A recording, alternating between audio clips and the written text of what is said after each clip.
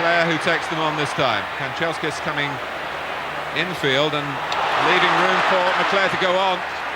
Oh, and it's Giggs! What a volley! And Manchester United, who were knocking at the door with increasing impatience, have been let in by West Ham. Oh, Gale wanting time that Hughes wasn't going to give him. Giggs is tearing through the middle. Can he find the shot? He finds the back heel for Kanchelskis. Robson makes sure. And West Ham hang their heads. Allen to the right, Small through the middle, and Slater gets his free kick. Stopped in his tracks by Steve Bruce. Quick free kick for West Ham. McAvenny! It's 2-1. Manchester United caught out. Frank McAvenny has scored. The crowd, the majority of them, haven't quite realised it yet. Manchester City had won their 5 previous away games in major competitions, compared to Luton's barren run of 11 in League and Cup. Mick Harford's opener, Redmond's slip, was costly, but he paid an even heavier price later on. Adrian Heath's corner, Niall Quinn's height, and Keith Curle's bravery were the 3 factors in City's first equaliser. Luton going back in front when Telfer swung in a teaser, and John Dreher got a foot in and deflected it too firmly for Heath on the line. City's second equaliser on the hour. Quinn to Brightwell, Brightwell to Quinn. Magnificent goal. Now in the closing minutes, Brian Stein went racing through. Steve Redmond made contact. The referee's interpretation, a professional foul. You can guess the rest.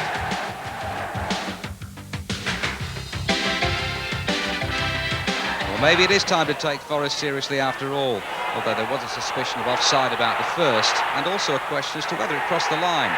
Teddy Sheringham's 10th of the season. But that's nitpicking. Forest were breathtaking at times. Stuart Pearce with one of his guided missiles giving Forest the cushion and the platform to play the sort of football we'd walk a million miles to watch. Gary Charles, who looked so supple and flexible, setting up Scott Gemmell for number 3. Then another fine footballing goal. Ian Wone's cool, classy, inch-perfect finish. Palace had only lost 1 of their previous 13 games, but this was just one of those days. The only memorable thing about their goal, it was Jeff Thomas's 4th in successive games. But Forest hadn't finished. Gary Charles brought down by Humphrey. It was a twice-taken penalty by Teddy Sheringham to round off Forest's best performance of the season.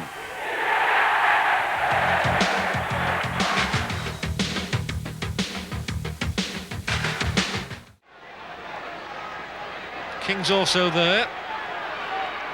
He's got others lined up alongside him, but Sheridan is generally the free kick taker, and King goes over it. Sheridan curls it in a fine save, but the ball's in the net surely from David Hurst.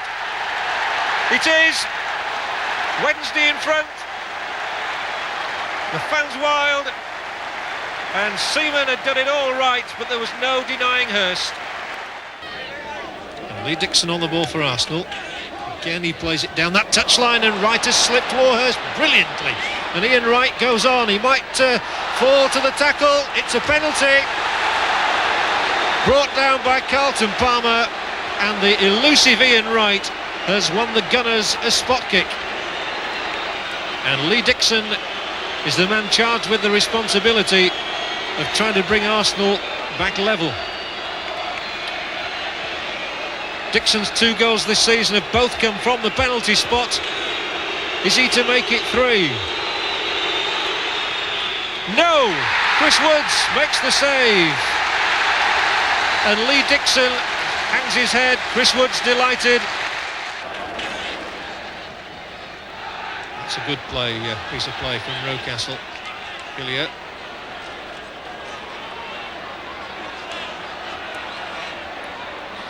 Gave himself an awful lot to do, and here's Ian Wright now, and they've men up there. Bold was screaming for the ball in. All right, twisting and turning, Bold, surely! And Stephen Bold wipes out the memory of the own goal he scored the season before last.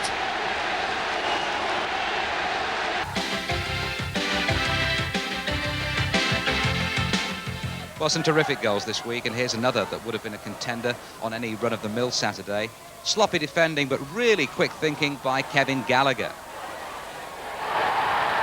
But Coventry's new coach, Don Howe, doesn't officially take up his post until tomorrow. He's certainly got plenty to work on. Norwich did the damage from close range. Sherwood's cross eventually turned in by Bowen. Well, over the last 9 games, apart from a penalty, Gallagher has been Coventry's only scorer. They regained the lead when the Scottish international got his second of the match. But Norwich staged a spirited late rally. Fleck and Bowen, scorers and creators at Chelsea last week, combined for the equaliser. Fleck's 4th in as many games. Well, on to the last minute, another loose maul in the 6-yard area. And when Rob Newman drove the ball back in, substitute Chris Sutton, making his first appearance of the season, grabbed the glory.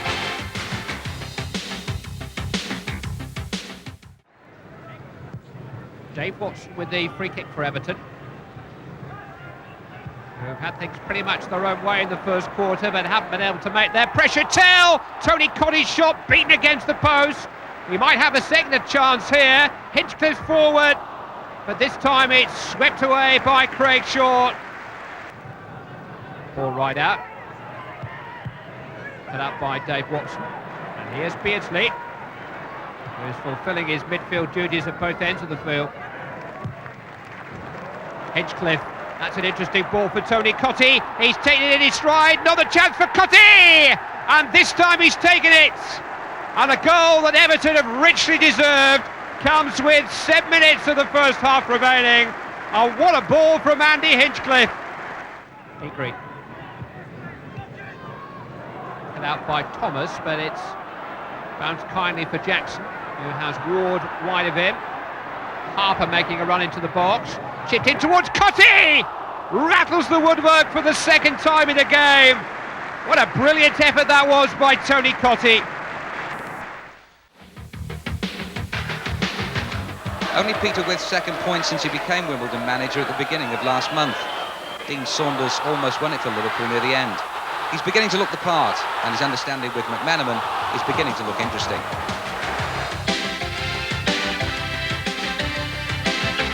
The winner was credited to Brian Dean, but having seen it a few times, we're going for Kevin Gage, who crossed it in. Anyway, Sheffield United poised to move out of the bottom 3 at any time. 4 goals in 5 minutes. Little Nick Henry popped in the first for an Oldham side who hadn't won for 5 games, but who continued to play open football. The second, typical of the way they stretch defenders and get the ball out wide. Palmer started it, and he finished it with a lovely angled header. Oldham's record scorer. Oldham then 2 up in 3 minutes. 4 minutes later, keeper Hallworth committed himself. Fortunately, Les Ferdinand only had eyes for the ball and headed his first of the season. Seconds after that, the evergreen Palmer's first touch let in Graham Sharp for a 2-goal lead. Oldham never really looked like relinquishing. Rangers' 4th straight defeat, and now 1 off the bottom. 1 win in 7 league games for both clubs beforehand. Matthew Letizier's free kick. Alan Shearer's 13th of the season, just before half-time. Shearer looking more and more the complete centre-forward.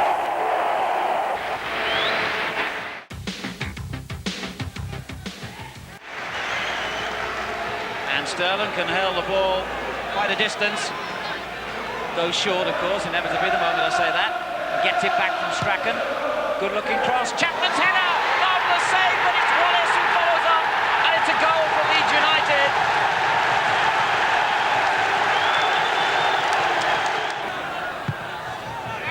And White just got the touch in, and it's a goal. What a great start to the second half. Sterling on the end of the flick on, and Leeds United have scored within a minute and a half of the restart.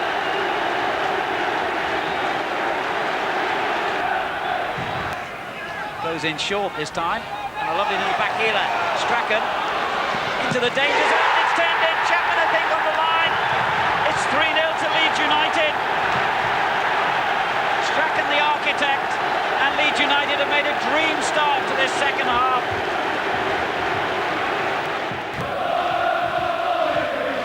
Regis, but Leeds hunt it down again and win possession. Daly did well then to take it off Batty. Forward to Atkinson.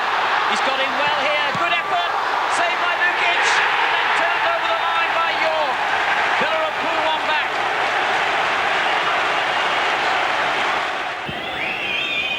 Sterling, one of the goal scorers for Leeds United, finds Strachan. Still time for a final flourish, perhaps, from Leeds United. Sterling, Chapman in a good position on the far post. There he is!